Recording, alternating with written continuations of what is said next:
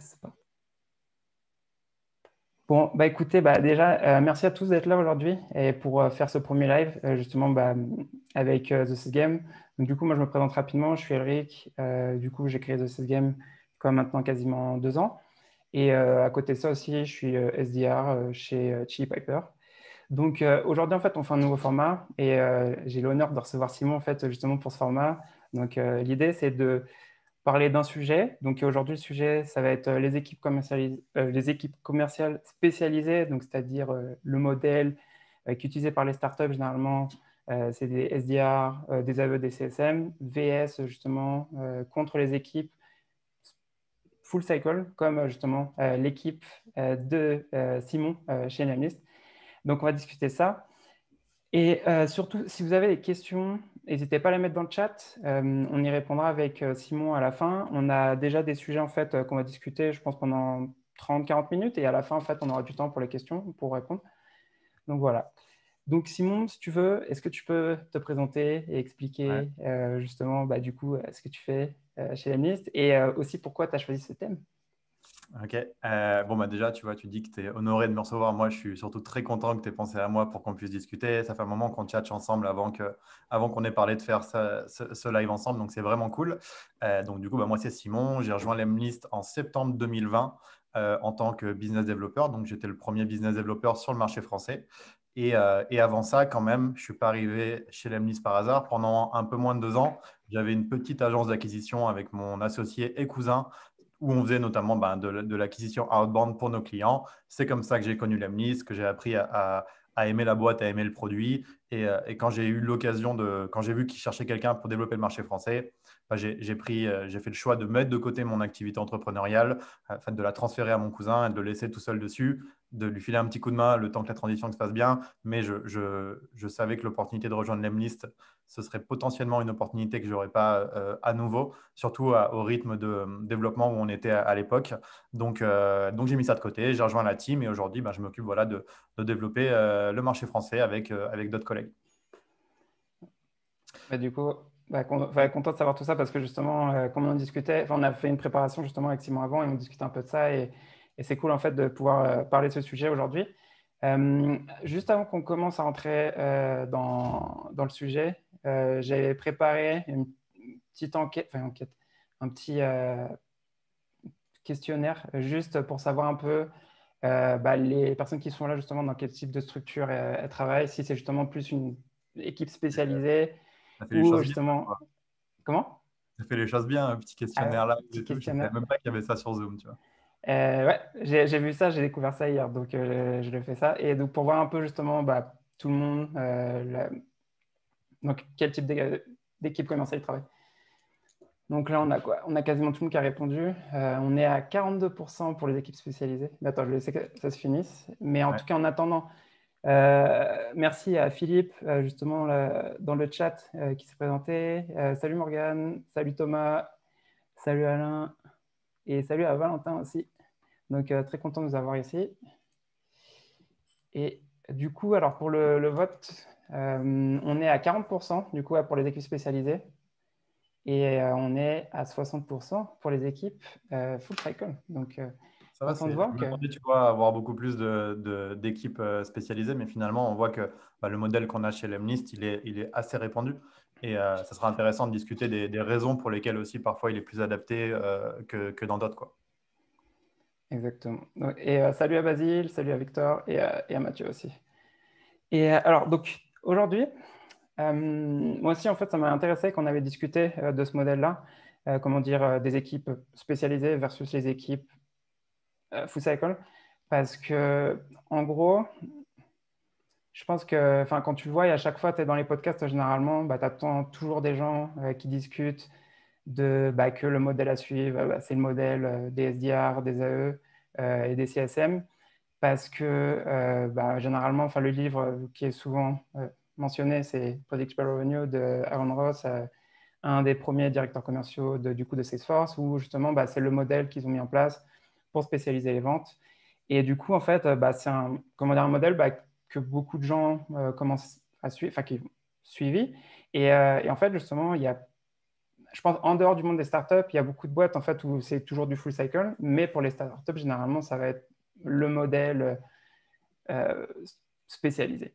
Donc, moi, en fait, ce qui m'intéressait de voir aussi avec toi, c'est que quand tu as commencé en fait avec Lemlist, est-ce Ouais. que quand Guillaume, donc Guillaume pour ceux qui ne connaissent pas Guillaume Moubèche, du coup un des fondateurs et le CEO de Lemlist, est-ce qu'il t'avait parlé de ça, du modèle qu'il voulait suivre ou ça s'est fait naturellement? Est-ce que tu peux nous Ah en... non, exactement. Depuis le début, même sur l'offre de job que j'avais trouvé sur le blog de Lemlist, c'était expliqué de manière très claire. Parce qu'on a ce modèle où, en plus d'avoir la partie, on va dire, prospection pure, et c'est là qu'on parle du full cycle, c'est-à-dire du sourcing à la création de tes bases de données, à ta prospection, jusqu'au closing, et aussi à la partie suivi des clients. Parce que nous, on n'a pas d'account manager derrière. On a un support client qui va répondre et qui va aider nos clients sur la partie technique, mais le suivi des gros comptes notamment, il est également géré directement par les BizDev. Donc, au-delà de cette partie-là qui est vraiment sur le métier commercial pur comme on l'entend d'habitude, il y a toute la partie où on intervient et qui est, bah, tu vois, une des raisons pour lesquelles on discute aussi ce soir, c'est toute la partie personal branding et formation. Où, donc, en parallèle, et je pense que la vraie partie commerciale de mon métier, comme on l'entend, hein, le côté prospection, ça va me prendre 25-30% de ma semaine.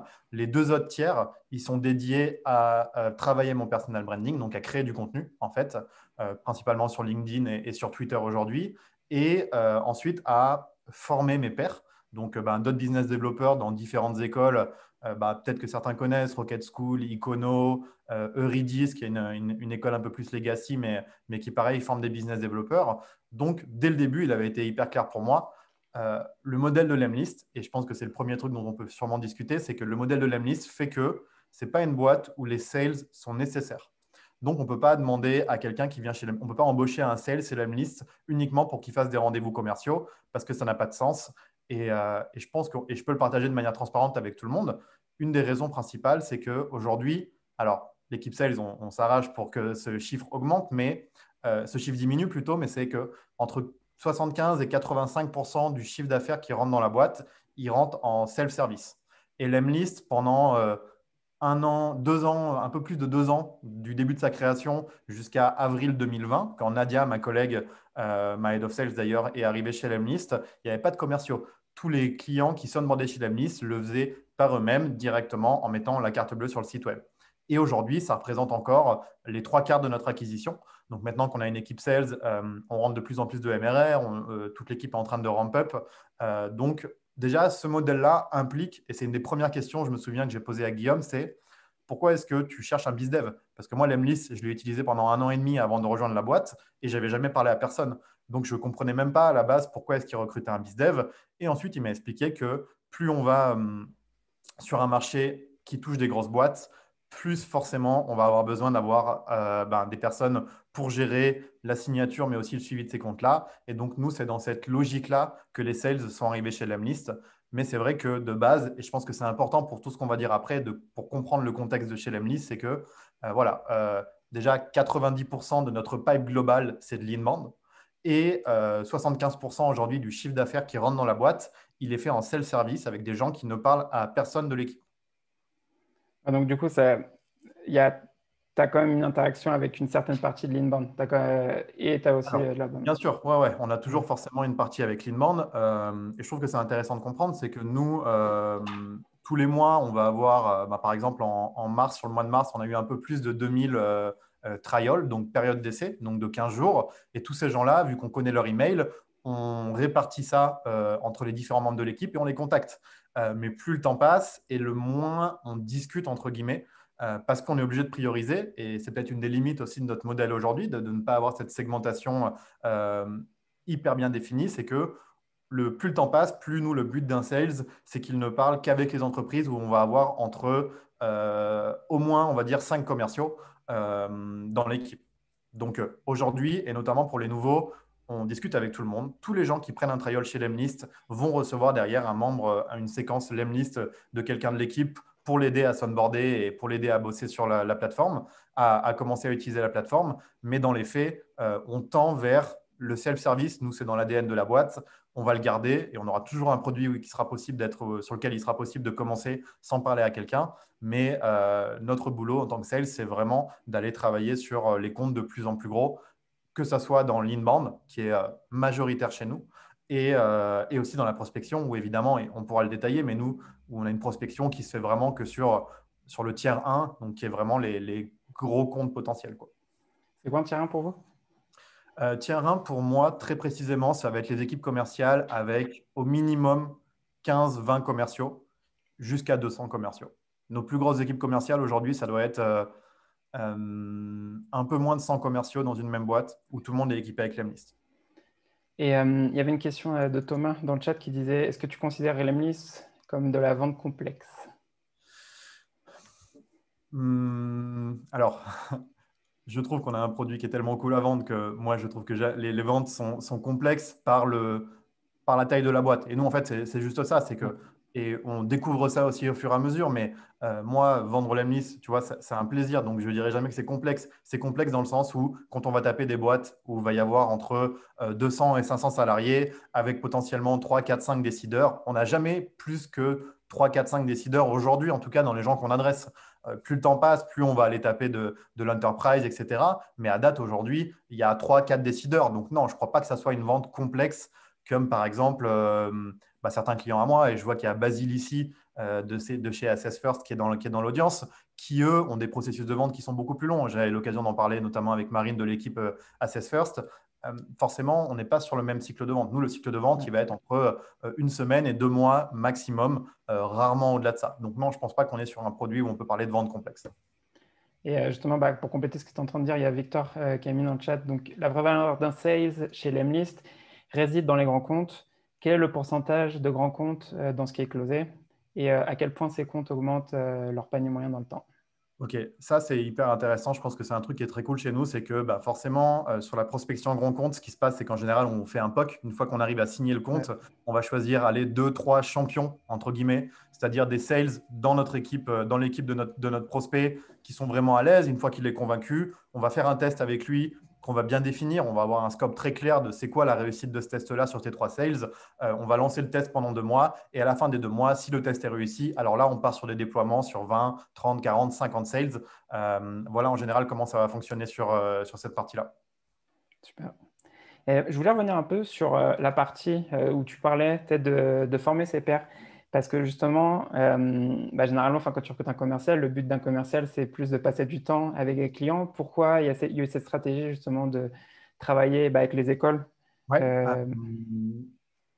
Alors, il y a 2 points. Je pense que le premier, et même si ça peut paraître cliché, franchement, on en est convaincu, sinon on ne serait pas chez Lemnis. C'est que on essaye vraiment. Tu vois, j'ai eu l'expérience de business, moi, où j'étais, c'était une très belle aventure, mais quand je travaillais sur la prospection sur des coiffeurs, j'ai appris à être commercial dans le dur sur cette partie-là. Et vraiment, c'était plus une vente où, tu vois, si tu n'arrivais pas à closer quasiment en one shot, ta probabilité de closer derrière était beaucoup plus compliquée.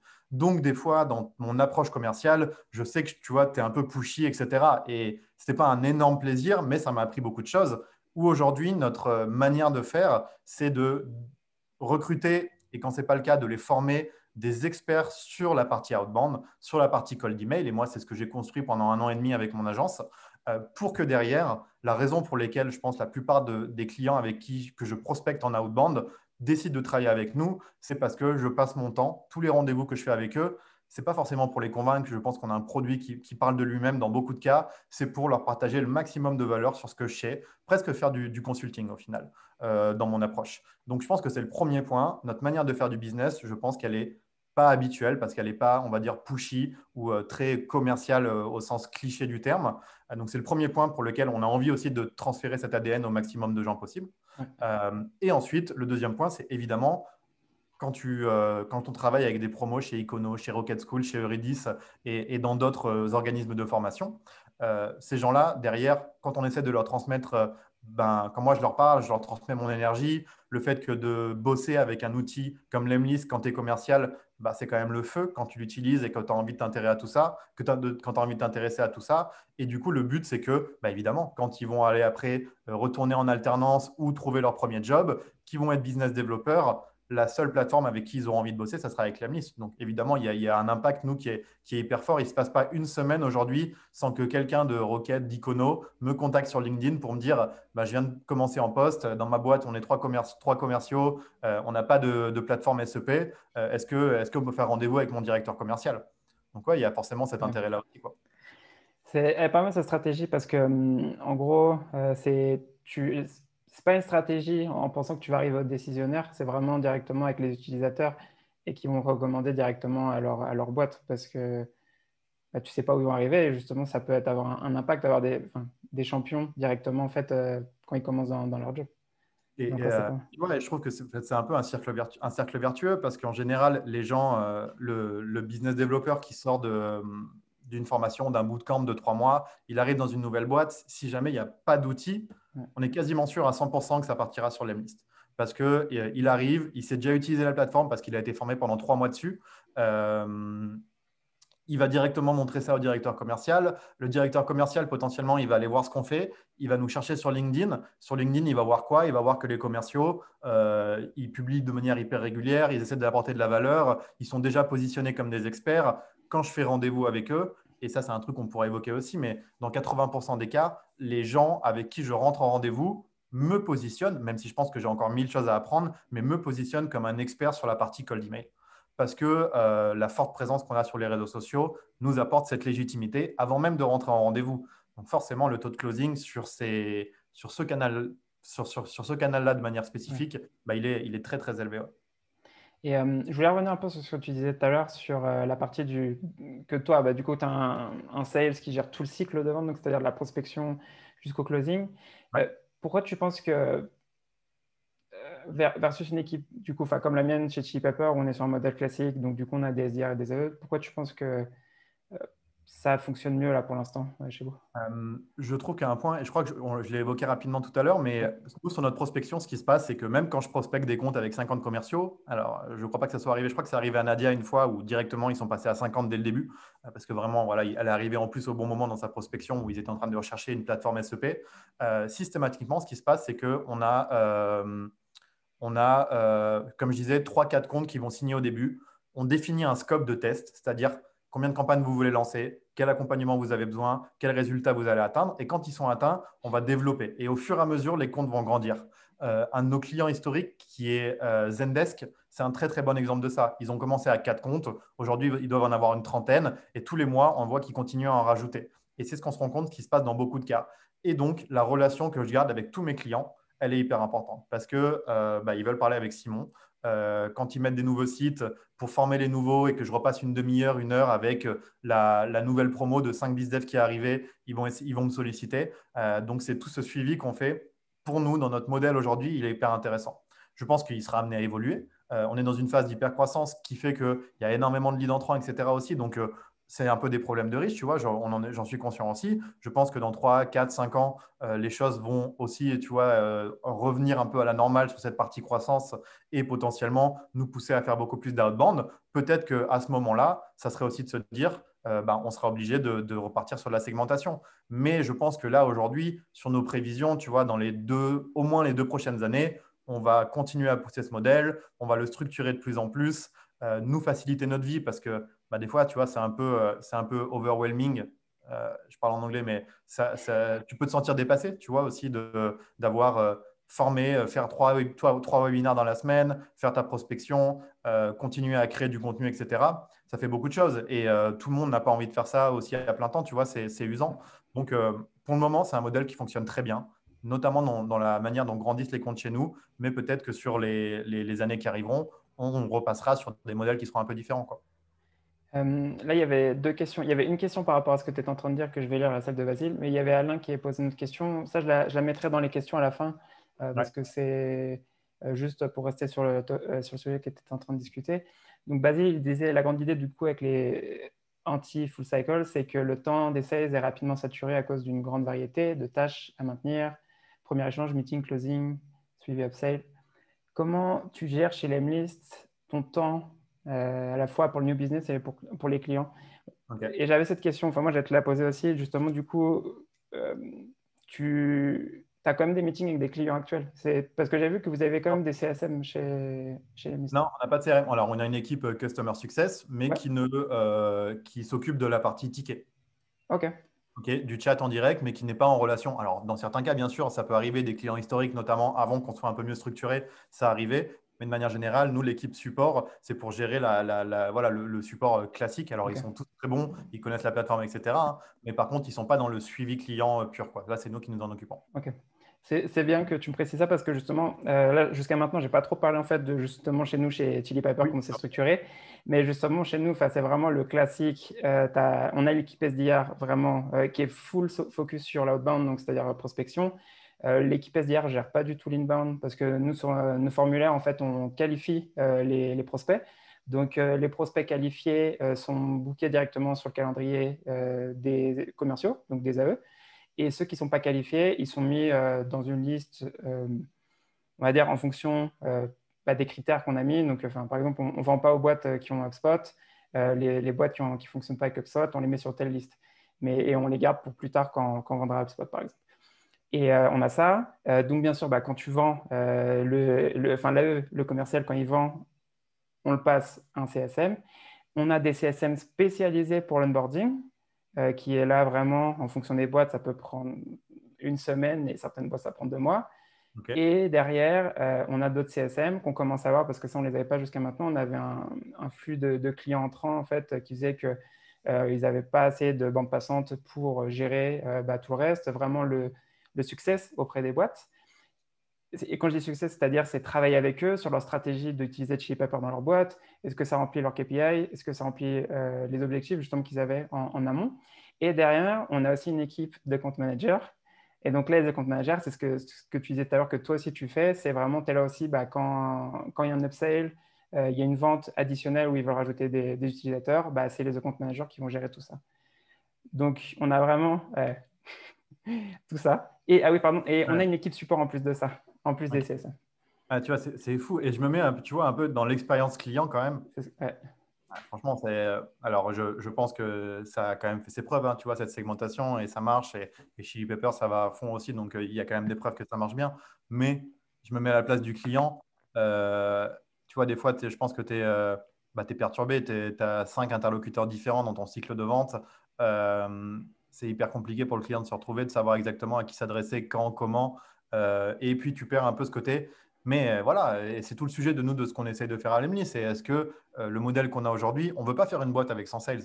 Nous, ce n'est pas ouais, du tout le modèle chez Lemley. Je pense que même à maturité, si on est une équipe avec 20-25 sales, selon un peu les zones géographiques mondiales, ça sera déjà une bonne équipe. Et du coup, ça nous demande beaucoup de temps à onboarder. Et je crois que quelqu'un rebondissait sur la question qu'avait dit Basile, mais c'est plein de skills différents. Donc nous, on a tous nos spécialisations quand on arrive chez Lemlist. Moi, c'était vraiment la partie copywriting, séquence, etc. Mais le fait est qu'il y a des choses que j'ai appris et que j'apprends encore. Créer du contenu, travailler son personal branding, parler en public, tout ça, c'est des choses que j'avais jamais fait. Mais il y a Guillaume Moubèche, il te prend, il te met quelque part, il te jette, il voit si ça marche, et si ça marche, tu continues et tu apprends en faisant au final. Donc, je suis d'accord, moi, il y a plein de skills que je n'avais pas en arrivant chez Lamlist. J'avais la partie commerciale parce que je l'avais fait avant mon agence, mais tout le reste, j'ai appris sur le tas. Et puis, tu te rends compte qu'il y a des trucs qui sont encore plus kiffants que ce que tu avais imaginé au début. Donc, ouais, c'est plein de skills différents, mais on n'est pas pressé par le temps. On veut que la motivation soit là. Et quand elle est là et que les gens ils veulent apprendre des nouvelles choses, eh ben, on les met directement en situation. Et c'est comme ça qu'ils montent en compétences. Et Marwan est un super exemple pour nous. Hein. Marwan, c'est moi qui l'ai recruté en novembre. Marwan, il a 22 ans. Il avait quasiment aucune expérience. Mais il nous a montré qu'il en voulait plus que les autres gens qui candidataient chez nous. On l'a pris. Maintenant, ça fait 4 mois qu'il est là. Et ça se passe très bien, quoi. Même s'il y a toujours des choses à améliorer, il fait des webinaires, il fait son cycle de vente de A à Z, il intervient même un peu sur la partie Ops parce que c'est une partie qui l'intéresse. Donc voilà, pour le moment, sur toutes les sales qu'on a dans l'équipe, et on n'est que 6, hein, donc c'est encore une petite équipe, on arrive à montrer que ce modèle-là fonctionne, quoi. ouais. Et je voulais revenir un peu sur ce que tu disais justement sur l'expérience client, parce que ça, c'est un point justement sur lequel nous, on bataille un peu, tu vois, en interne. Et c'est des stats aussi que je vais te partager dont on avait discuté tous les deux juste avant. Mais en gros, au niveau de l'expérience client, je suis assez d'accord par rapport à ça, parce que bien sûr, tu peux, cette peut-être un peu confus au niveau de pourquoi je parle SDR, et après je parle avec un commercial, et après j'ai l'équipe de CSM, j'ai un AM aussi pour qui gère mon compte. Pour nous, en fait, justement, c'est pour ça qu'on ne gère pas, par exemple, la partie de qualification des prospects. Ok. Donc, nous, en fait, le seul critère qu'on a en tant qu'SDR, c'est vérifier qu'ils ont les outils sur lesquels on peut se connecter. Ils n'ont pas ces outils, on ne peut pas leur vendre. Et c'est tout. Et il n'y a pas de cas extrêmes ou quoi que ce soit. Enfin, il y a toujours 5%, bien sûr, on va faire des exceptions, mais 95% des cas, nous, on vend à des boîtes qui sont sur Salesforce. S'ils ne sont pas sur Salesforce, on ne peut pas leur vendre. Alors, Donc quoi, voilà, hein. c'est parce que notre outil, il est intégré dans Salesforce, et sur les autres CRM, c'est en cours de développement, mais ce n'est pas possible. Et deuxièmement, c'est s'ils sont sur Gmail ou s'ils sont sur Office 365. S'ils ne sont pas sur un des deux, pareil, c'est pas Trop compliqué, possible. quoi. Et, Ok. voilà. Et si tu as ces deux critères-là qui ne sont pas respectés, on ne passera Ouais. pas le meeting au commercial parce qu'on ne peut pas se connecter à sa stack d'outils. Ok. Après, s'ils ont du Salesloft, du Outreach, du Lemlist, c'est pas un souci parce Un qu'on ne problème. s'intègre pas directement dans leur outil.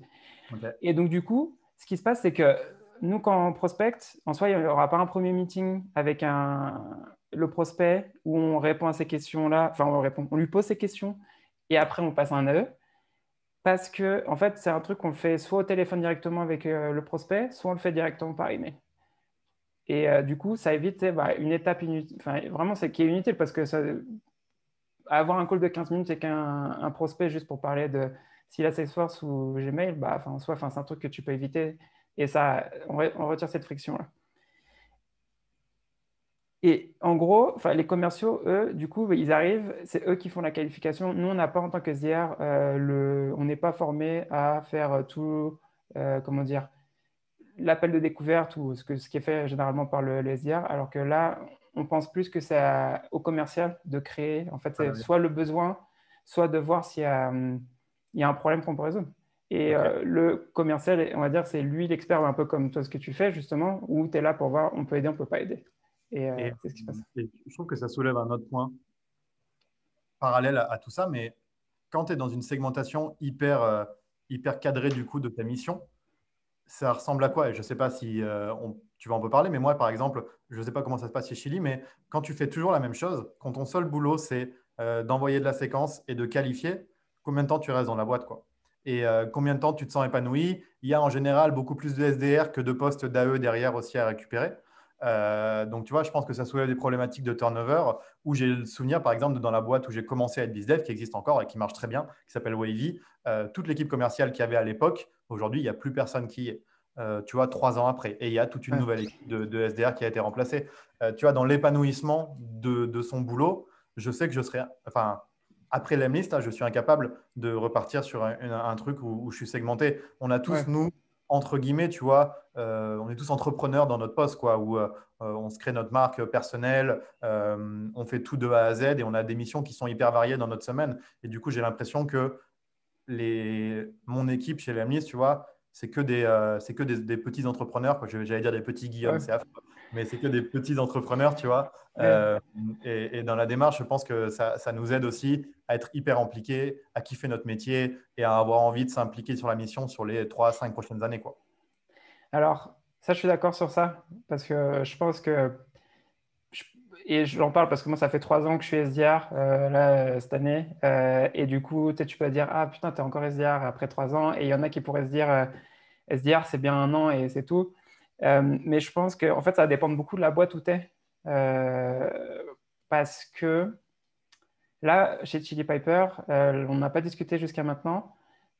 Mais en gros, il y a plein de critères sur lesquels, en fait, que je sois SDR ou que je sois AE, pour moi, je suis dans une boîte où en tant que personne et en tant que dans ma vie, dans ma carrière, en fait, je suis supporté par la boîte, Ok. aidé par la boîte. Et ça me dérange pas tu vois, j'étais SDR manager dans la boîte où j'étais avant, et là, je suis repassé SDR. Et ça m'a pas dérangé de faire cette étape-là, de repasser dans un poste de SDR ici, parce que l'avantage des startups, comme chez Lemlist ou comme chez Pepper, c'est une boîte qui grossit. Et je suis arrivé, on était quoi, 45. Là, on a quasiment passé la barre des 100. À la fin de l'année, on est 200.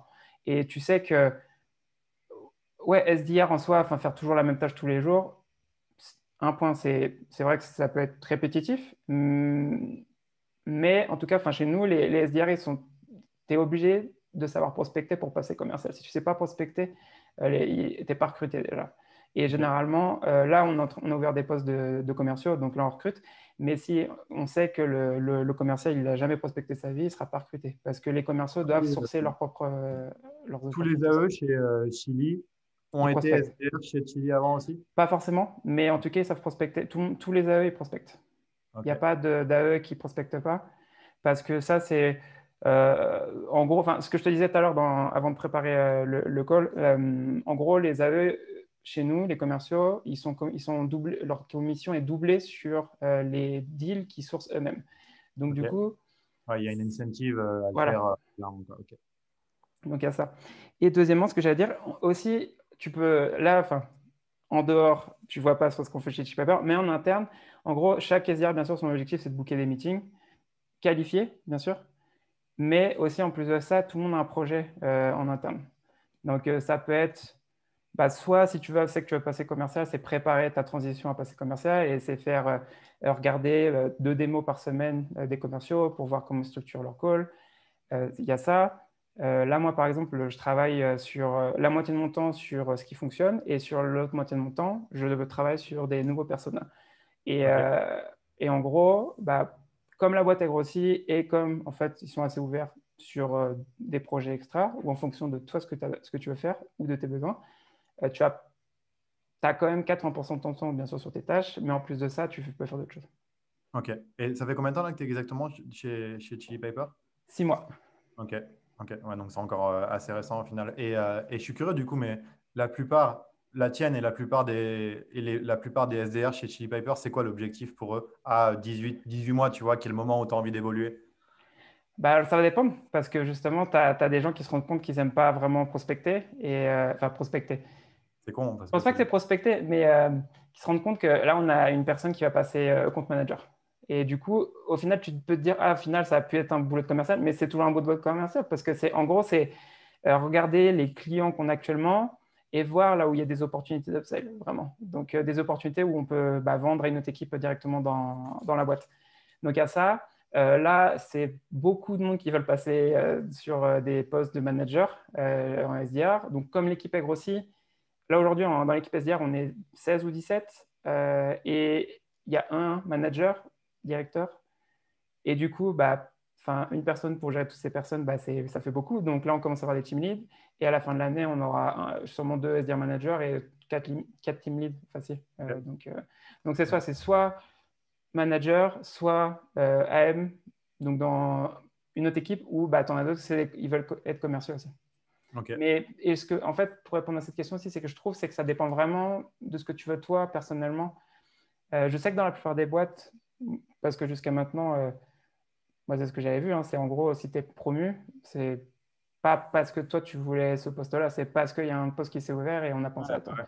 Et là ici, on a un plan de carrière et tu travailles avec ton manager et les RH pour dire ok, je vais être manager, ok, aujourd'hui quels sont tes skills, qu'est-ce qu'il te faut pour ça. Ouais, donc il y a quand même cet accompagnement qui fait que tu as une visibilité C'est sur ça. ce que tu as envie de faire et là où la boîte va pouvoir t'apporter. Non, mais c'est cool. Et ça montre bien de toute façon, c'est clair que ce modèle SDAE, alors des fois, comme tu dis, quand tu écoutes les podcasts, mais déjà quand tu écoutes un podcast en général, tu as toujours les mêmes types de boîtes, hein. C'est les startups scale-up, le truc sexy, entre guillemets. Donc tu n'entends jamais l'opinion un peu des autres types de boîtes.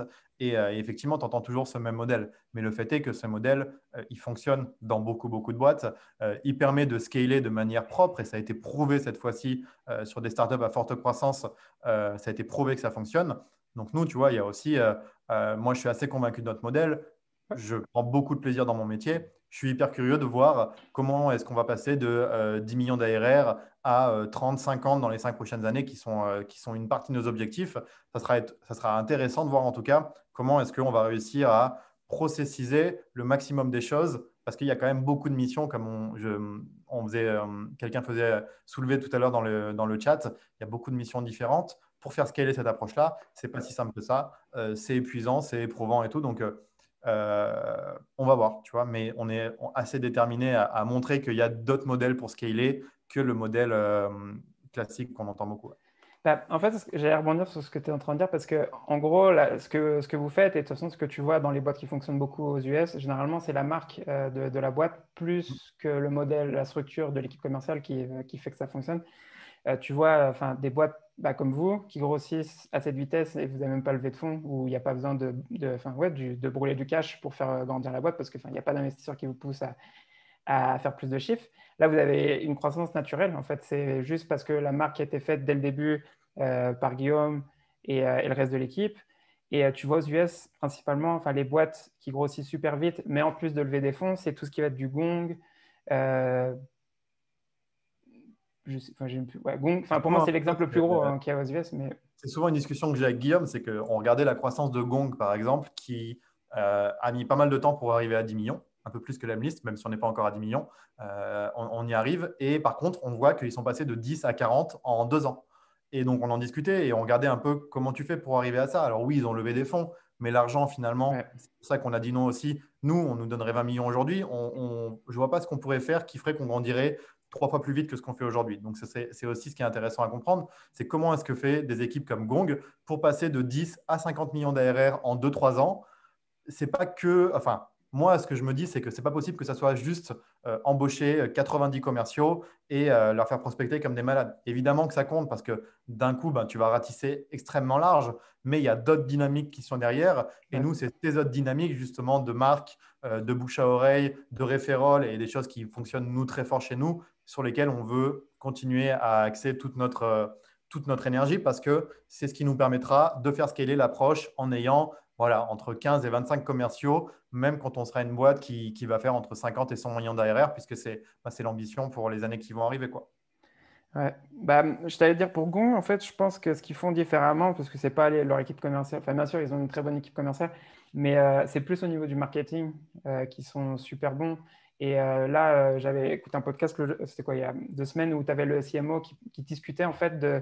Bah, là, il y a eu le Super Bowl il n'y a pas longtemps, et ils ont fait une pub pour le Super Bowl. Gong.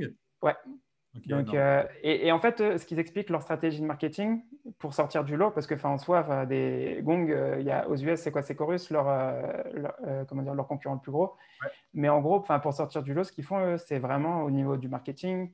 Et ils ont fait ça. Quand il y avait eu la conférence, je ne sais plus comment ça s'appelle, Salesforce. Enfin, en gros, à la conférence de Salesforce, ils n'ont pas pris de stand. Ils ont, comment dire, ils ont peint des Uber avec les couleurs de Gong et ils ont envoyé tous les Uber autour de l'expo et du coup pour faire la pub et ils n'ont pas payé, je ne sais pas combien ça coûte un stand à San Des Francisco milliers chez eux, d'euros, mais ça doit j'imagine. coûter très cher. Mais en tout cas, ça leur a coûté beaucoup moins cher de faire ça et ça leur a apporté beaucoup plus de visibilité. Et clairement, pour moi, c'est un exemple Gong parce que même s'ils ont cette segmentation qui est différente de la nôtre, alors si je n'écorche pas son prénom, et il me semble que c'est ça, c'est Sarah Brasier Ouais, sur LinkedIn, qui était une SDR qui est passée à eux. Sarah Brasier, en termes de personal branding, c'est, je pense, une des références sur le marché mondial des sales. Je conseille à tous ceux qui sont intéressés justement à cette partie personal branding de la suivre sur LinkedIn. Bah, c'est hyper intéressant de voir comment elle a réussi à construire sa marque personnelle en étant SDR chez c'est Gong. ça. Et du coup, maintenant, bah, c'est une des AE qui performe le plus dans l'équipe aussi. Donc, il y a des notions qui peuvent être croisées aussi. Et bah, d'ailleurs, mais toi, tu es aussi un bon exemple. Tu vois, Eric, tu es SDR chez Chili. Pourtant, tu as une forte présence sur LinkedIn. Tu as ton podcast, tu as ta newsletter, etc. Donc, je pense que c'est des modèles qui sont croisables à plein de niveaux, quoi, quand on parle de Ouais. full cycle, full stack, entre guillemets, quoi. Et je voulais terminer là sur la partie, on va dire, de l'agenda que j'avais en tête. Pour terminer, est-ce que tu as des conseils à donner en fait justement à une boîte qui veut faire la même chose que vous? C'est pas facile. En tout cas, nous, plutôt que de donner des conseils, tu vois, à une boîte, aux commerciaux qui commencent, je trouve que le fait d'avoir, en tout cas, alors, si je devais donner un conseil à un commercial sur la boîte qu'il doit choisir et là où il va apprendre le plus, ma conviction à moi, c'est qu'il va beaucoup plus apprendre à partir du moment où il va travailler sur des missions différentes. Et peut-être que je me trompe, tu vois, mais mon avis, c'est que entre aller être SDR pendant 2 ans ou travailler chez Lemlist pendant 2 ans, peut-être que tu feras un peu moins de prospection pure quand tu es chez Lemlist. Mais l'éventail de skills que tu vas prendre chez Lemlist, à mon sens, est plus élevé que sur une boîte où tu vas être segmenté dans ton boulot. c'est que mon avis, tu vois, je suis prêt à être challengé sur ça, mais si je devais conseiller, pas à une boîte, parce que je ne suis pas légitime pour conseiller à une boîte comment faire, mais sur quelqu'un, un bizdev qui commence ou qui veut progresser dans sa carrière, c'est ce métier de full cycle, et pas que full cycle, mais euh, entrepreneur, intrapreneur à l'intérieur de sa boîte. Il fait apprendre beaucoup de choses. Et je crois que quand tu sors de 2 ans d'une boîte chez Lemlist, tu es quasiment capable d'aller monter ton projet, peu importe si tu avais fait des choses avant, parce que justement, bah, tu as vu, tu sais faire du marketing, tu sais faire du copywriting, tu sais vendre, tu sais parler en public. Tu vois, c'est quand même pas mal de skills qui ne sont pas forcément toujours évidents quand tu fais que du sourcing, par exemple. C'est ça. C'était justement, enfin, tu as commencé à répondre. Il y avait dans la liste des questions, il y avait Amina Bouzili justement qui m'avait envoyé 3 questions. Et il y avait une des questions qui parlait de ça justement de bah, toi dans ta carrière de sales. Du coup, tu as déjà répondu pour toi, mais qu'est-ce que tu conseillerais du coup à une personne qui débute dans le domaine de faire SDR et après avancer ou au contraire prendre un rôle comme le tien? Je t'avoue que pour moi, en fait, ça va dépendre de la boîte. Mais le truc que tu as, c'est quand tu commences en tant que commercial, tu ne sais pas trop savoir dans quel type de boîte tu peux rejoindre. Parce Ok. que, on va dire, aujourd'hui, je pense que pour toi, c'est pareil. On a déjà plusieurs. Moi, j'ai quoi? Ça va faire 5 ans que je bosse.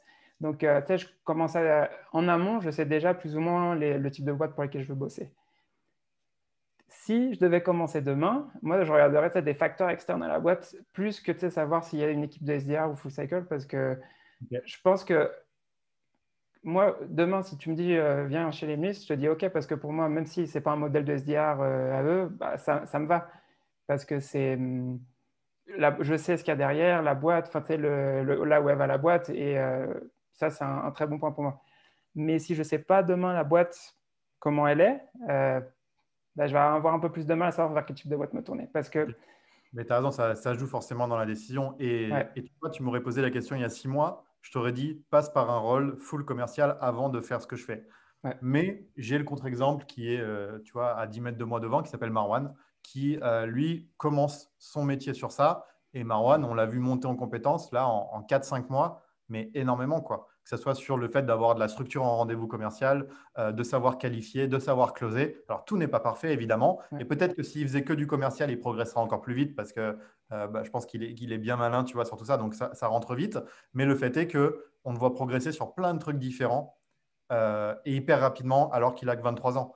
Et moi, effectivement, avant, tu m'aurais posé la question en septembre, je t'aurais dit, ben non, heureusement que j'ai eu mes deux années et demie chez Wavy où j'étais commercial dans le dur parce que ça m'a appris à vendre. Mais je me rends compte finalement que ça dépend aussi, j'imagine, du profil de la personne, mais ça a ses avantages de commencer à faire ouais, vraiment que de la prospection parce que ça reste le cœur de notre métier. ouais. Et si tu pas passé par là, ben, c'est hyper compliqué. Mais je crois qu'il y a des contre-exemples et j'en ai un, tu vois, devant les yeux qui me fait dire que tu peux quand même beaucoup apprendre en ayant plus de tâches différentes que simplement moi ce que j'ai fait pendant 2 ans quand je bossais chez Wavy, quoi. Ouais, en fait, je pense que pour compléter ce que tu es en train de dire, plus que savoir si c'est SDR ou business developer, full cycle, je dirais c'est plus en fonction de toi, de ce que tu cherches, parce que toi, on va dire pour le profil que tu as monté ta boîte, on va dire tu vas te faire chier dans un rôle de SDR, clairement. Enfin, si tu Mais sais que c'est tu vas sûr. passer par un modèle comme ça, tu vas te faire chier. Et je pense que ça va dépendre beaucoup en fait, de la personnalité de la personne qu'autre chose.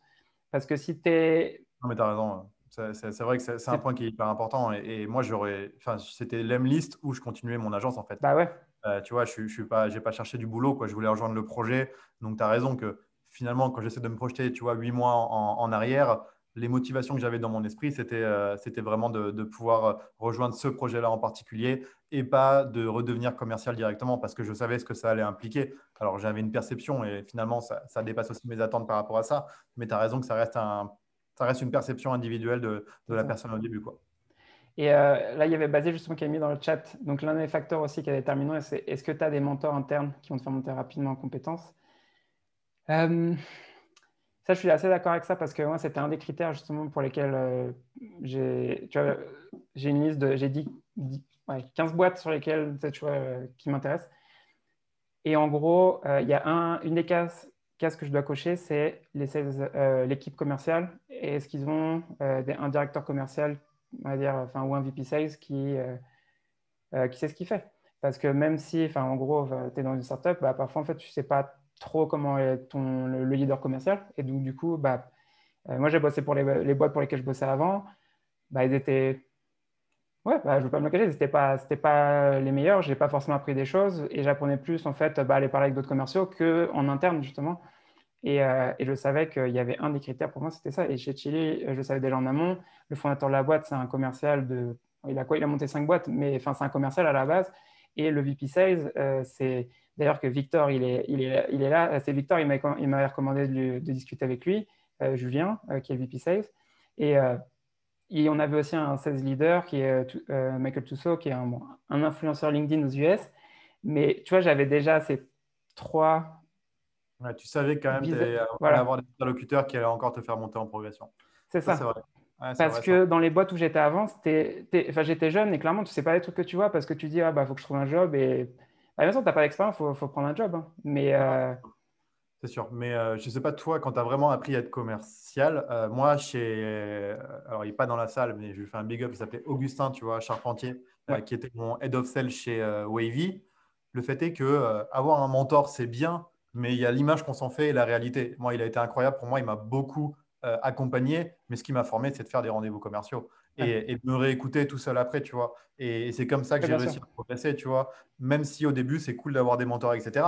Et c'est le rôle que j'essaie d'avoir avec Marwan et que Nadia aussi va avoir avec Marwan et plus sur la partie US. Mais finalement, ce truc de mentor et tout, enfin, je sais pas, j'ai l'impression Ouais, que des fois, c'est un peu, entre guillemets, surcoté. Parce que le fait que si tu veux être un bon commercial, il faut faire des rendez-vous, il faut mettre le nez dedans, il faut faire de la prospection. Et c'est en faisant beaucoup que tu deviens très bon. Et tant que tu n'as pas fait en vrai voilà, tes 500, 1000 premiers rendez-vous, bah, ce n'est pas hyper instinctif. Et puis au bout d'un moment, ça le devient. Et c'est là que c'est plus kiffant parce que tu peux être un peu plus freestyle dans ta démarche. Mais cette partie-là, au début, je crois que peu importe le mentor, même si sur les 2, 3 premiers mois, quand tu commences, oui, c'est important. Derrière, n'importe qui a envie de faire ce métier, c'est l'auto-formation qui va faire la différence, je trouve, derrière, quoi. après, enfin, quand je dis mentor, moi, apparemment, ça va plus loin que juste mentor, hein. Ça va pas, ça s'arrête pas juste à t'as une personne qui est là, enfin, qui t'accompagne, c'est vraiment voir la culture de Ouais. commercial qu'il y a dans la boîte. En Ok. plus de peut-être savoir que tu as des sales qui sont là pour t'apprendre. Euh, et enfin, ça passe par la formation, le coaching et tout ça. Mais il y a aussi un point aussi que je voulais rebondir sur ce que tu étais en train de dire, c'était, je pense qu'il y a un truc qui est assez oublié aussi, c'est pas que, il y a aussi toi, bien sûr, ta façon de faire, mais il y a aussi ce que tu fais toi tout seul, bien sûr, hein. Tu peux pas dire je vais dépendre d'un mentor pour progresser. Tu peux pas te dire ça. Euh, Attends, il y avait une autre question aussi, du coup, d'Amina. Donc, est-ce qu'il y a une relation entre la longueur du cycle de vente et l'organisation des équipes commerciales? C'est une bonne question. Je crois qu'il y a pas mal de cycles de vente longs où c'est du full cycle. Euh, Où tu vois, quand tu dois suivre le client sur 18 mois, parce que bah, ton produit il est complexe, parce qu'il y a une implémentation qui est longue, parce qu'il doit y avoir 8 rendez-vous différents avec les membres de l'équipe. Là, à mon sens, la segmentation fait encore moins sens que sur du cycle de vente court. Après, je n'ai pas l'expérience de cycle de vente extrêmement long, donc je veux pas rentrer dans du bullshit sur ça, mais il me semble que ça fait plus de sens, plus c'est long, d'avoir un interlocuteur qui va suivre la personne pendant tout le long, quitte à ce que derrière, effectivement, en tout cas, qu'il n'y ait pas forcément de SDR sur les cycles de vente très longs. Après, qu'il y ait des CSM, etc., là, ça fait du sens parce que c'est souvent des produits complexes quand c'est des cycles de vente qui sont très longs. Mais Ouais. sur le suivi d'un client, si tu veux le closer, ben, tu vois, l'année où tu vas faire tes rendez-vous, tu instaures la confiance, etc. Je pense que là, ça fait plus sens d'avoir des full sales, des full cycle sales, quoi. Euh, pour moi, justement, en fait, j'allais dire, si tu vends à des PME principalement, on pourra par exemple avoir une équipe SDR, je trouve pas ça intéressant parce que comme généralement, c'est pas les moyens qui sont assez bas. C'est Et ça, je pense qu'on pourra refaire un autre live sur ça quand on aura plus d'infos. Mais le jour où j'aurai ces stats, parce qu'aujourd'hui, je ne les ai pas, mais en termes de coûts, ce que ça coûte à la boîte d'avoir une équipe SDR plus une équipe AE juste pour l'équipe PME, je ne pense pas que ce soit suffisant. Et, nous, on est en train de le faire. Là, on commence à avoir un produit qui est fait pour les PME, mais l'équipe SDR, elle ne touche pas, elle n'a pas le droit d'y toucher parce que Ouais. ça coûte beaucoup trop cher d'avoir un SDR prospecter un compte. Les seuls qu'on a le droit de prospecter, parce qu'on prospecte quand même des PME, enfin, c'est-à-dire qui ont moins de 50 employés, ça va être des boîtes on sait qu'ils vont grossir. On sait, enfin, ils viennent de lever des fonds. Enfin, tu vois sur LinkedIn, ils sont à 200% de croissance sur leurs 2 dernières années. Enfin, ça, enfin, on ne se pose pas la question. On les book et J'attends une séquence de ta part dès qu'on passe sur Salesforce, quoi, c'est ça. exactement. Et après, il y avait une autre question de Marwan, et après, je vais commencer les questions du chat pour terminer. Du coup, il y avait Marwan qui avait posé une question. Du coup, c'était est-ce que tu penses qu'une équipe SDR AE, donc c'est-à-dire spécialisée, est plus efficace et performante qu'une équipe full stack BizDev? Moi, je ne sais pas dans quelle mesure tu peux partager tes objectifs, mais moi, j'ai aucun problème à partager ce qu'on fait chez Lemlist. Chez Lemlist, un commercial, une fois qu'il a ramp up, même si, bon, on n'a pas le temps d'en parler, malheureusement, le temps est passé hyper vite, mais on n'a plus, nous, de primes individuelles, on n'a plus d'objectifs individuels. C'est collectif. Mais n'empêche qu'on sait à peu près le chiffre qu'on doit faire. Un commercial, une fois qu'il a ramp up chez Lemlist, il doit faire rentrer 4 700 euros de MRR tous les mois. Donc, ça fait à peu près 5 500 $ de MRR tous les C'est ça? mois. Ok. Donc, sur une année, Ça ça fait fait quasiment quasiment 60 000, 65 000 à peu près. ouais, par mois. Donc, sur une année, tu vois, ce qu'on fait rentrer, ça fait presque un peu moins d'1 million de $ par sales par année qui doivent être rentrés une fois qu'il est ramp. Et jusqu'à aujourd'hui, il ne se passe pas 2 mois sans qu'on n'augmente pas les objectifs puisqu'on continue de les dépasser systématiquement.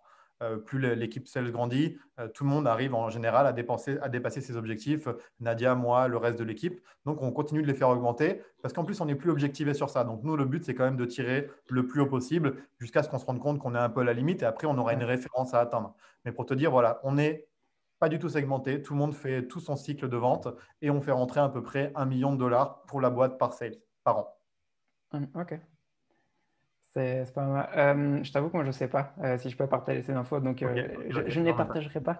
ok. Mais je pense que, enfin, pour répondre à la question de Marwan, et sans donner de détails, je pense que ça va être assez complexe à dire parce que si tu compares une boîte qui a une équipe marketing comme vous chez Lemlist, ça va être assez compliqué de la comparer avec une boîte où il n'y a pas une grosse équipe marketing. Enfin, il y a une marque déjà de fait depuis le début parce que tu vas dire, ah ouais, bah, Lemlist, il performe mieux avec une équipe full stack.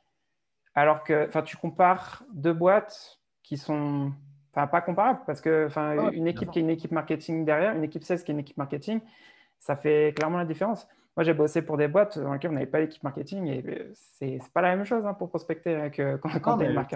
je suis d'accord avec toi. Et c'est aussi pour ça que c'est difficile de comparer les modèles. Et Ouais. alors, je vois qu'il y a Basile et Thomas qui se moquent de nous, mais vu qu'on parle sur les mois, effectivement, ça fait 66 par mois. Mais quand on multiplie ça par 12, c'est là qu'on se rapproche un peu. On est un peu en dessous du million de $ par an au total.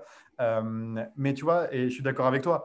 Et ce que je trouve cool et dommage de voir, de pas assez voir en tout cas dans les équipes SDR, c'est que toute notre partie, faut pas que je dise le chat de Non. Booking en même temps, toute cette partie personal branding qui est travaillée Ouais. me permet aussi d'attirer beaucoup de grands comptes directement à Ah, c'est travers ça. LinkedIn, tu vois. Donc, d'à moins avoir à prospecter. Et franchement aussi, et pour remettre les choses en perspective, ma marque personnelle sur LinkedIn, sur Twitter, etc., je ne la travaille pas depuis, tu vois, 3 ans. Je la travaille depuis le 15 septembre 2020. Et ça correspond, au-delà des webinaires, etc., ça correspond à un peu moins de 60 publications qui ont été faites sur LinkedIn. Où là, par contre, je me donne du mal, où au début, j'avais un coup de main du marketing pour m'aider à donner envie à lire ce que j'écrivais. Et puis après, j'ai appris le copywriting, j'ai appris des frameworks qui me permettent assez instinctivement de faire des trucs qui fonctionnent bien et d'apporter de la valeur, ça, avec mes tips, etc. Mais tout ça, tu vois, ça ne m'a pas mis tant de temps à construire. C'est pour ça que même si ta boîte, je trouve, ne prenne pas ces modèles comme ça, je conseille à tous les BizDev qui ont une cible qui est présente sur LinkedIn. C'est encore plus facile qu'en dans notre cas pour nous, mais autrement, c'est une excuse. Hein. Si ta cible, c'est des RH qui ne vont pas sur LinkedIn, eh ben, tu crées un super podcast et tu crées une newsletter, tu récupères des emails au fur et à mesure. Tu vois, il y a plein de manières aussi d'aller toucher les gens. Alors nous, on est très présent sur LinkedIn, donc ça se voit beaucoup, mais il y a plein d'autres manières de faire son personal branding. Et derrière, l'impact que ça a sur ta prospection, il est énorme, quoi. Et juste pour terminer sur cette question, ça, je suis d'accord avec toi, mais ça va vraiment dépendre aussi de la boîte dans laquelle tu es parce que moi, ça ne m'est jamais arrivé, j'ai jamais eu de soucis par rapport à ça, mais j'ai des gens avec qui je parle de temps en temps, c'est sur LinkedIn, qui m'ont dit peut-être qu'ils voulaient faire ce genre de démarche, mais en fait, ils n'ont pas le droit. La boîte, elle ne les laisse pas. Donc, Pour les boîtes. voilà. C'est ça, hein, c'est Non, ça. mais c'est affreux, mais franchement, déjà commercial, on va pas se mentir, là, on doit être quasiment que entre commerciaux. C'est un métier qui est dur, tu vois, qui est éprouvant. Je suis fatigué, là, je sais pas si ça se voit, mais j'ai les yeux éclatés Alors, on est quoi? On est mercredi soir. tu vois, on est tous fatigués, on a un boulot qui est compliqué. Si c'est pour être dans une boîte où tu ne peux pas t'éclater, même si, et en tant qu'SDR, je sais que tu peux t'éclater, bah, il y a plein d'opportunités commerciales aujourd'hui. Et j'ai envie de dire, et même si c'est peut-être un peu radical, il faut trouver des projets où on se sent bien, où on a envie de taffer, où on croit au projet un peu sur le long terme. Même si on n'y passe que 18 mois, c'est pas grave, tu vois. Moi, chez Wavy, l'équipe, le projet, la croissance, ça m'avait plu. Pourtant, en soi, et je pense que ça se voit, tu vois, le travail avec des coiffeurs, c'était pas le truc qui m'était destiné à la base. Mais franchement, on a que, c'est cliché, hein, mais c'est pas grave. On n'a qu'une vie. On a tous, quand tu commences à être commercial, entre 25 et 30 ans, si c'est pour se retrouver dans un boulot où tu es hyper segmenté, ou dès que tu veux faire un peu de personal branding, avoir un ton un petit peu décalé, tu te fais couper tu te fais tacler directement, tu vois. Moi, ça me saoulerait. Ça me Ouais, saoulerait. bah ouais. Et avec du recul, je conseille à tout le monde de trouver des projets. Et il y a plein de startups maintenant qui se lancent. Si vous commencez à être bizdev, alors oui, trouver un projet où il y a de la croissance, parce que j'ai aussi vécu une toute première expérience de bizdev où c'était catastrophique, mais n'empêche, trouver des projets quand même où vous allez être excité de vous lever le matin, parce que c'est dur, encore plus quand tu commences, je pense. Donc, il faut au moins, tu vois, prendre son pied dans son boulot et avoir de la liberté sans se faire tacler dès qu'on a des nouvelles idées et qu'on veut tester des nouveaux trucs, quoi. Question suivante, c'était Alain qui l'avait mise justement dans le chat, donc c'était une des premières questions. Donc, en dehors de la vente d'une plateforme, donc du coup de Chili Pepper ou Lemlist, est-ce que Ouais. tu penses qu'une entreprise, ça peut se passer de commerciaux en 2021? Après, je pense que C'est hyper compliqué comme question ouais. parce que ça dépend trop du modèle, mais en Et vrai, du non. produit aussi, et du produit Ouais, aussi que du tu produit vends. aussi, quoi, Parce que mais si tu vends un service, par exemple, bah, tu peux pas. Parce que justement, le service, c'est le commercial et, qui s'occupe de ça. Et bon, généralement, une autre personne qui l'aide. à part la formation, les choses comme ça, la formation en ligne, Voilà, ouais. plateforme comme ça, là, c'est possible. Les produits self-service comme Lemlist et comme potentiellement l'offre que, je sais pas, vous serez self-service, oui, tu me dis que vous êtes en train de Ouais, développer. on a commencé pour l'instant. Donc, Mais sans ça, le commercial, c'est le nerf de la guerre. Et je pense on entend souvent, quand tu fais un peu de veille, tu vois, l'intelligence artificielle va remplacer les commerciaux. Non, ça n'arrivera pas, ou non. ça arrivera dans 200 ans peut-être, mais je pense que pour les 100 prochaines années, notre métier, il va être au cœur de la croissance de 90% des entreprises. Donc, je ne suis pas trop inquiet, je suis pas trop inquiet sur ça. Et ça me paraît compliqué dans beaucoup de modèles de se passer de commerciaux, quoi.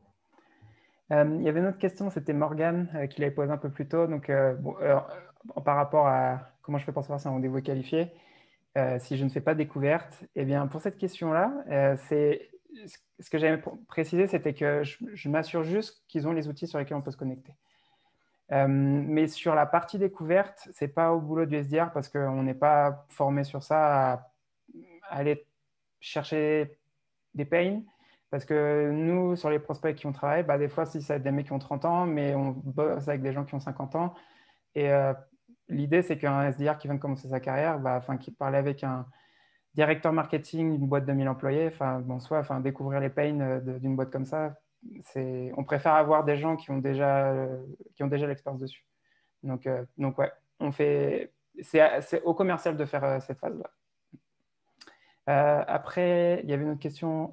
Est-ce que tu as encore un peu de temps, toi, ou pas? 5 minutes? Ouais, ouais, moi, je suis. Ok. Parce que Pas de- normalement, là, il nous reste 1 minute, mais donc du coup, encore 5 minutes. Il n'y a pas Macron là qui parle après. Si. Bon, mais Ah j'ai bah pas si. envie. Donc, mais je crois qu'il y a des nouvelles là qui vont commencer. Bon, je pense que tout le monde va partir d'un coup, mais moi j'ai du temps, hein, pas de problème, tant qu'on peut Ça discuter. marche. Et de toute façon, si vous devez partir, ça n'y a pas de souci, j'envoie l'enregistrement. Je ne sais pas quand encore, mais j'enverrai l'enregistrement. Donc, il y avait une question, c'était quel est le champ d'action exact donc, du coup, d'un SDR chez Chili Piper? Donc, en gros, on va de la sélection des boîtes à booker un meeting avec des boîtes du coup qui sont qualifiées. Et ça s'arrête là. Enfin, principalement, c'est ce qu'on fait. Il n'y a pas de... On ne va pas plus loin dans le cycle et on n'a personne en fait qui nous fait une liste. Donc, on utilise LeadIQ par exemple et Salesloft pour prospecter et c'est tout. Ça, c'est la tâche principale. Et c'est comme ce que je disais tout à l'heure, en plus de ça, on a des projets additionnels. Après, il y avait une autre question de Victor. Donc, tu n'as pas peur qu'à terme, quand tu auras ton équipe de 25, certains reps se concentrent uniquement sur leur force et délaissent le reste de ceux qui rentrent quand même dans leur scope. Victor, si tu es encore là, est-ce que tu peux juste préciser ou te mute pour voir en fait ce que tu voulais dire avec cette question? Je vois que tu es là, Victor. Ouais, vous m'entendez? Ouais. Salut Simon. En fait, parce que tout à l'heure, je parlais de toutes les activités que tu fais avec ton personal branding, tu sais, ton clothing, tes négos, etc. Je me disais à terme, En ce moment, tu as Marwan, ça se passe bien. Quand tu auras beaucoup de gens dans l'équipe, tu n'as pas peur qu'il y ait des gens qui se concentrent uniquement sur leurs forces et qui en fait délaissent le reste du scope qui est quand même assez large. Ouais, ouais.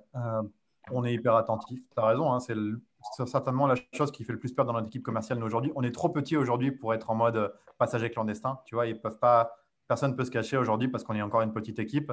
On est hyper attentif à ça. On est hyper dur sur la période d'essai. C'est-à-dire que quelqu'un aujourd'hui, et on a un exemple chez Lemnis qui est arrivé en même temps que moi à l'époque, qui faisait ses chiffres et qui n'a pas été conservé. Ça ne suffit pas chez nous. Donc, on est hyper attentif sur la période d'essai. Après, on donne la chance aux gens. Donc, si sur la période d'essai, tu es capable de nous prouver que tu es capable d'aller chercher tes chiffres, mais aussi de commencer à développer les autres skills, copywriting, parole en public, etc., bah, après, on te donne ta chance et ça continue. Mais on va continuer d'être hyper attentif sur ça parce qu'il n'y a pas d'autre moyen. Et je pense qu'on va encore faire des erreurs et ce n'est pas grave, tu vois. Et on essaiera d'en tirer les bonnes conclusions. Mais pour le moment, on n'a pas la problématique parce que ce n'est pas possible de se cacher. Mais sur le futur, tu as raison, ça sera sûrement un des points, nous, pour l'équipe commerciale, sur lequel il faudra être le plus attentif pour faire scaler l'approche qu'on veut avoir dans le futur, quoi. Après, on a aussi la particularité, c'est qu'on est une boîte internationale. Du coup, là, on est déjà presque quasiment dans une centaine de pays. Je pense qu'on n'est pas destiné à avoir 25 commerciaux sur le marché français. Sur le marché français, franchement, par exemple, si allez, on va être 2, 3 de plus, je pense que ça sera le maximum. Et après, notre présence en ligne, notre personal branding, plus notre prospection, nous permettra de couvrir une grande partie du marché qui nous intéresse. Et après, ce qu'on veut faire, c'est aller créer quelqu'un qui fera la même chose sur le marché espagnol. Sur le marché US, c'est déjà ce qu'on fait aujourd'hui. Ça sera au fur et à mesure. Je pense que c'est peut-être cette approche-là qu'on va avoir. Donc oui, potentiellement 25 commerciaux sur le marché mondial, mais avec chacun sa présence très forte dans le secteur qui lui sera attribué. Et donc, je pense qu'on serait capable de scaler notre approche jusqu'à 20, 30 commerciaux en réfléchissant bien de cette manière-là et pas en accumulant les commerciaux sur le marché français où au bout d'un moment, ça a pas de sens pour nous, quoi. Et juste pour rebondir sur ce que tu es en train de dire, justement, ça rebondit aussi sur la question que j'ai te poser de Thomas, qui était par rapport au salaire, parce que justement, on en discutait, de que les salaires, en fait, chez les MNIS, que tu me disais que vous n'avez plus de commission. Ouais. Du coup, c'est quoi la structure chez vous par rapport à Okay. ça? Je crois d'ailleurs qu'il donnait les chiffres. Alors, je sais que moi, je peux en parler. Je sais que toi, pas forcément, tu voulais pas forcément, Elric. Et moi, je comprends tout à fait, mais on est assez transparent sur ça. Donc, je ne vais pas déroger à la règle chez nous. On a des salaires fixes qui sont assez élevés. Je suis à 45K de fixe, donc qui fait à peu près 3 000 euros net par mois. Pas de prime. Et à la fin de l'année, 20% des profits de la boîte sont répartis équitablement entre toute l'équipe.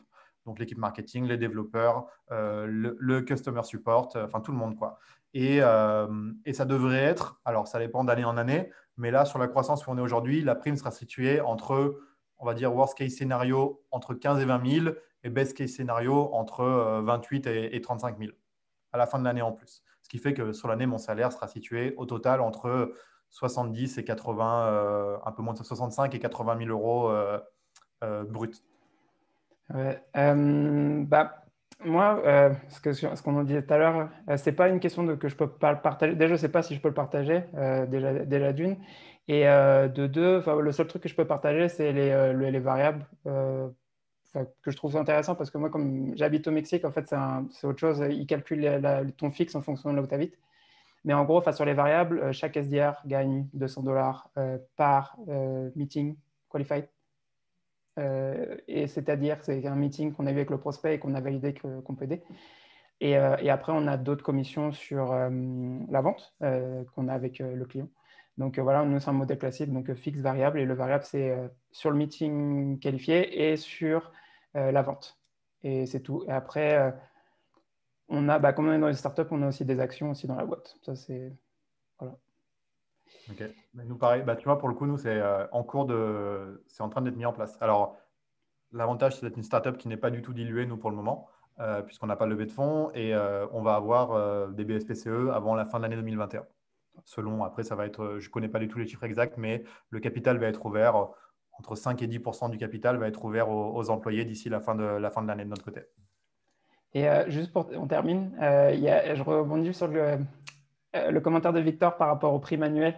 Ouais. Il disait que ça va être chaud de maintenir tout le monde motivé. Au bout d'un moment, qu'est-ce que Tu penses que c'est un truc qui est temporel ou ça va repasser sur des commissions après dans le futur? On verra. Écoute, ça fait que vraiment un peu plus de 3 mois qu'on fonctionne comme ça. Comme je disais, dans la manière dont on recrute et dans le truc qu'on veut insuffler aux gens qui rejoignent l'équipe, parce qu'on ne sera jamais une boîte avec 100 sales, c'est tu viens chez l'Emlist, tu seras bien payé. Alors oui, que à la fin de l'année, tu vois, on est quand même, et en mettant les choses en perspective, si je prends l'exemple de Marwan, tu vois, qui est chez l'Emlist, s'il avait commencé son métier de bizdev dans une autre boîte, alors peut-être qu'il aurait eu des primes mensuelles non capées, etc. Mais par contre, je pense que son salaire fixe serait entre 30 et 40% moins élevé que ce qu'il peut avoir chez l'Emlist. Donc, je pense que c'est intéressant de le remettre en Ouais. perspective. Ça, sur le salaire fixe, le fait de tous les mois de savoir que tu es quand même bien, que tu es tranquille, que tu as un bon salaire, c'est aussi agréable tu vois, de pas toujours être dans cette course vers si je fais pas ce mois-ci, ça va être l'enfer et je vais me retrouver avec 300 euros de plus que le SMIC, ce qui peut des fois, tu vois, peut être dur psychologiquement parce que je l'ai vécu dans mes expériences précédentes. Et surtout, donc, et je reviens à ça, et c'est sur la manière dont on essaie de recruter. Et franchement, on va faire des erreurs, je sais, on va faire tout ce qu'il faut pour les éviter, mais on va faire d'autres erreurs. On vient chez l'Amnis. Moi, je me vois chez l'Amnis au minimum pour les 3 ou 5 prochaines années. Et la perspective d'avoir le tampon Lemlist sur ma carrière professionnelle derrière, c'est immatériel, je suis d'accord. Mais par contre, tu vois, quand je doute, parce qu'il y a des moments, et comme tout le monde, tu doutes et tu te dis, c'est dur Ouais. quand même, tout ça, je me projette quand même sur les 3 à 5 prochaines années. Tu vois, je vais avoir 30 ans dans 10 jours. Je sais qu'à 35 ans, si j'arrive à accomplir la mission qu'on a prévu d'accomplir ensemble chez Lemlist, je vais avoir un beau tampon sur mon CV et que soit je pourrais travailler pour moi, monter ma boîte, aller travailler à peu près dans la boîte que je veux. Donc, tu vois, il y a aussi ce côté qui est immatériel, qui nous projette sur 3 à 5 ans, mais qui pour moi a une énorme valeur et plus que la prime de 3000 balles que tu peux avoir à la fin du mois quand tu fais un mois exceptionnel. Tu vois. Mais après, je peux comprendre aussi que tout le monde ne pense pas de la même manière. Et voilà. Après, ce que j'allais dire par rapport à ça, et on termine, je pense que ça va aussi dépendre beaucoup des gens qui sont recrutés parce que, je sais pas, enfin, nous, moi, là, je le vois dans les boîtes dans lesquelles je bosse, généralement, tu as toujours des gens qui ressortent plus du lot que d'autres. Donc, et je pense que ça peut très bien fonctionner avec des gens comme nous, là, on entend discuter, mais avec des gens, on va dire, un peu moins impliqués. C'est pas une question qui ne sont pas motivés, mais il y a des gens qui sont moins impliqués.